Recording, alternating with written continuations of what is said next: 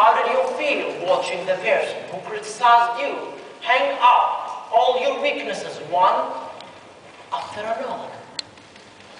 Like a clothes on the wash line. What did you do? Could these chairs follow friends? For years, I suffered from destructive criticism, and I didn't know what to do until I learned the most precious lesson. I listened that term, destructive criticism, from a painful feeling into a gainful healing. Would you like to learn that lesson? Yes. Let's go 17 years ago. I was in my 10th grade classroom. The examination results were going to be announced. There was a lot of anxiety on the air, excitement, anticipation, eagerness. But as for me, there was not much to worry about. Thanks to my best consistent result, I was a straight D student. But if you weren't there, you would have seen me holding a paper and heard me say, "What? How? Who? Something must be wrong. Either the result or the name.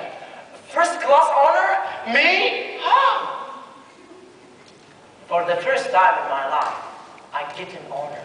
I just could not believe it, nor could my fellow student Zeki, who was an excellent student, who rushed at me with an angered face, steam coming out of his ear like a boiling kettle, and he said, "Muhammad, you don't deserve it. I should be the first class honor, not second."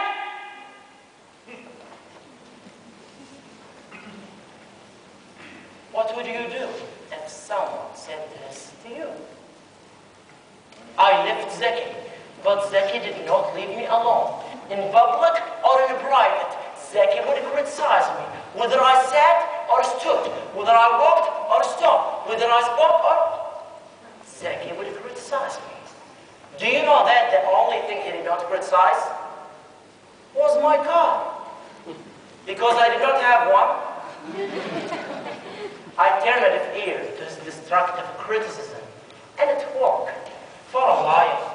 But one particular morning, during the breaking period, I reached my breaking point. Zeki was at me. Your spoken English is terrible. Your English reading is horrible. Your English writing is miserable. I lost it. I exploded like a interrupted volcano. I flew out my chair, pushing my fist, targeting the nose, ready to strike. Let me be honest, it was this size. Do you know what the best way to beat someone with this size? Yes, to run away. While I was running away, I glimpsed Mr. Abbas, our English teachers, who saw my distress. And after I told him about my dilemma, he came over to me and said something that I will never forget. Criticism highlights weaknesses. Whether it's come from a friend or an enemy, focus on the facts, not on your feelings. When you were criticized, where did you focus? On the facts or on your feelings? I returned to the class with a smiling face that no longer sought for feelings, but for facts. And in my 11th grade, I focused on my English weaknesses, and I worked with a tutor with my English speaking, reading, and writing, and I improved. So my average improved too.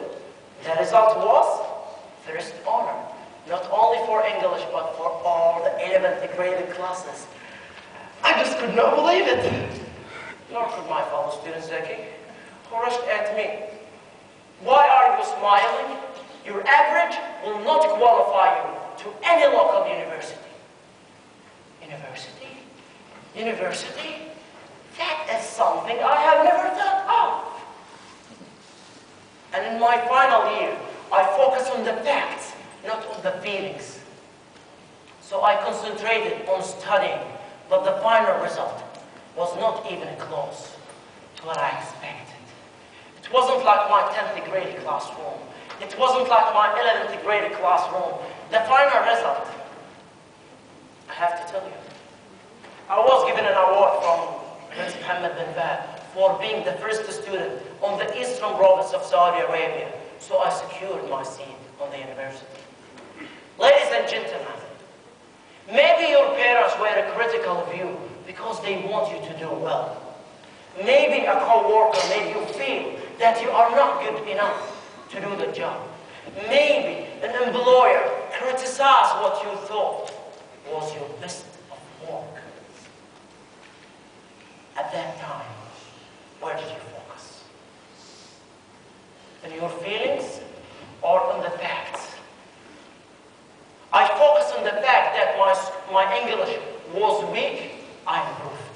I focused on the fact that my school average was low, I improved. This fact crowned me an award of excellence. Ladies and gentlemen, destructive criticism is great, but you focus on the facts, not on your feelings.